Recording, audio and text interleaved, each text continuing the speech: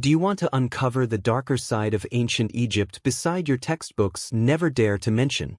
Beyond the golden death masks and the glossy tours of the pyramids, Cleopatra's world was built on practices that would shock modern sensibilities. Sexual customs were not about pleasure, they were about power, preserving bloodlines, and fulfilling religious duty.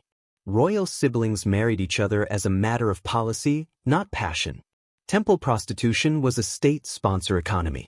Contraception involved mixtures of honey and even crocodile dung. But which of these accounts are propaganda and which are carved into papyri and tomb walls?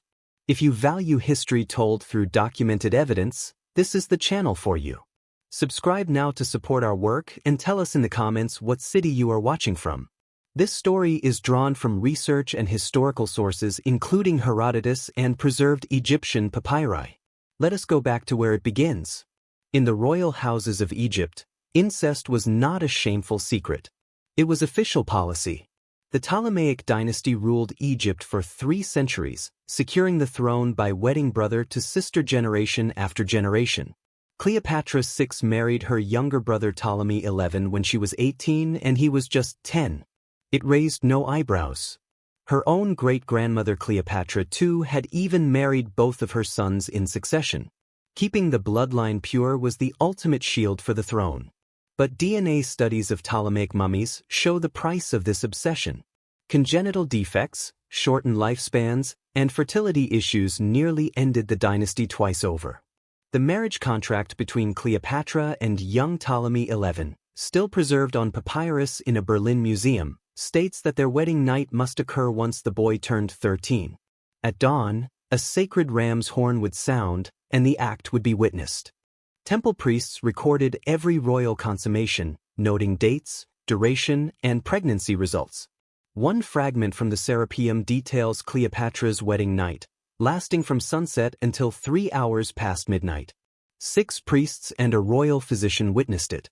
Afterward, the boy king required treatment for bleeding and shock, prescribed willow bark and opium juice. Sexuality in Egypt was not private, it was ritualized and controlled. Temple prostitution was a state economy. The sacred women of Aphrodite in Memphis generated silver enough to build temples and pay priests. Account books from etched list steady payments, room rentals, and taxes from these women's earnings. A Roman papyrus records fees of 2 drachmas per client, more than a laborer's wage.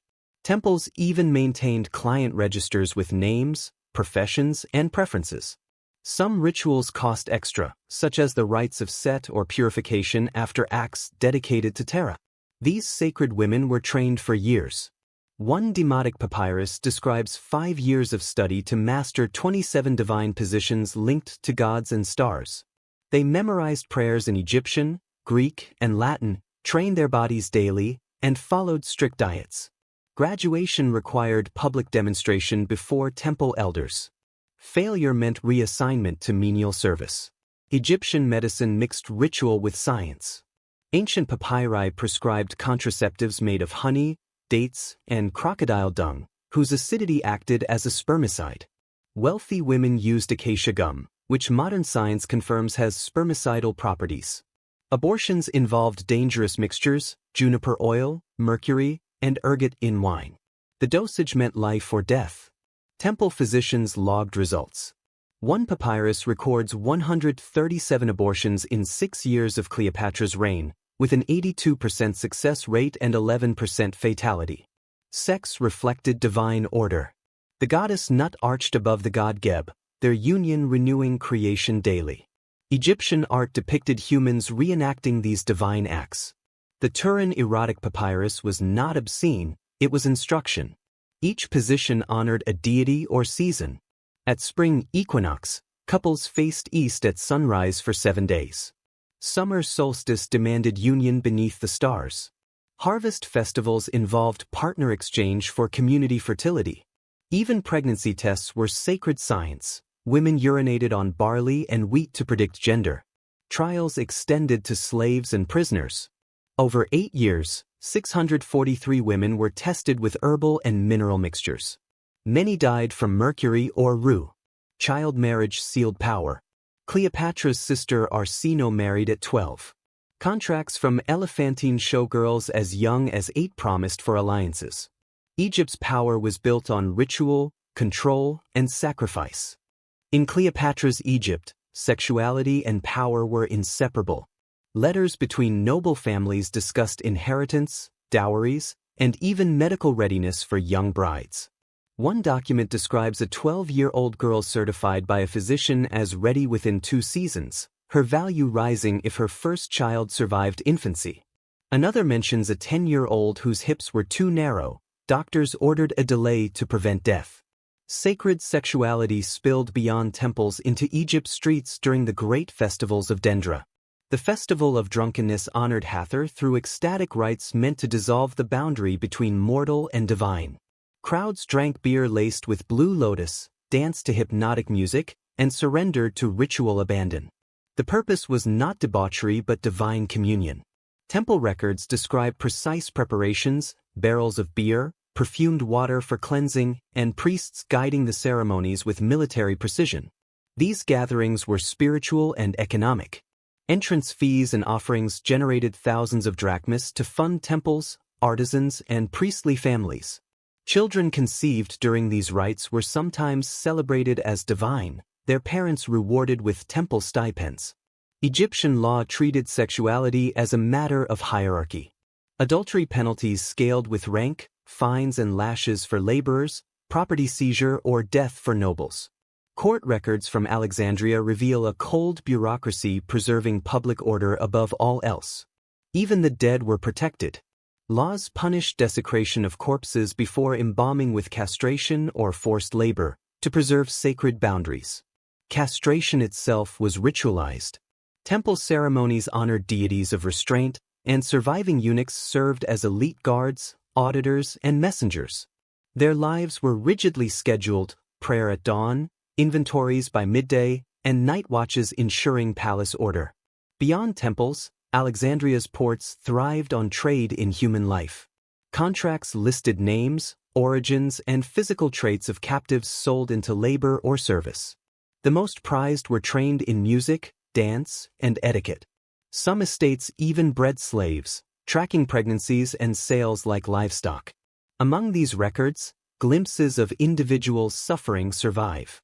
Medicine in Egypt balanced genius and horror. Physicians stitched wounds with linen or sinew, used opium and willow bark for pain, and practiced anatomy on executed criminals. Excavations beneath Alexandria uncovered bronze instruments, papyrus rolls, and skeletons of women subjected to experimental fertility procedures. Chemical traces showed mercury and lead inside their bones. One Greek scroll revealed Cleopatra's personal oversight of these experiments, demanding precision in measuring pain. In that sealed chamber, science and cruelty merged beneath the golden age of Egypt's last queen. In the final year of Cleopatra's reign, the chamber beneath Alexandria was sealed, its secrets buried in silence. History remembers her as a queen of brilliance and seduction, but the bones unearthed beneath the city reveal another truth. Egypt's glory was built upon human bodies, taxed, experimented upon, and sacrificed in the name of divine order. Behind the gold and marble, every life had a price. Children bred for labor, women tested in cruel experiments, and eunuchs molded into instruments of state power. The rediscovered chamber told what papyri could only whisper.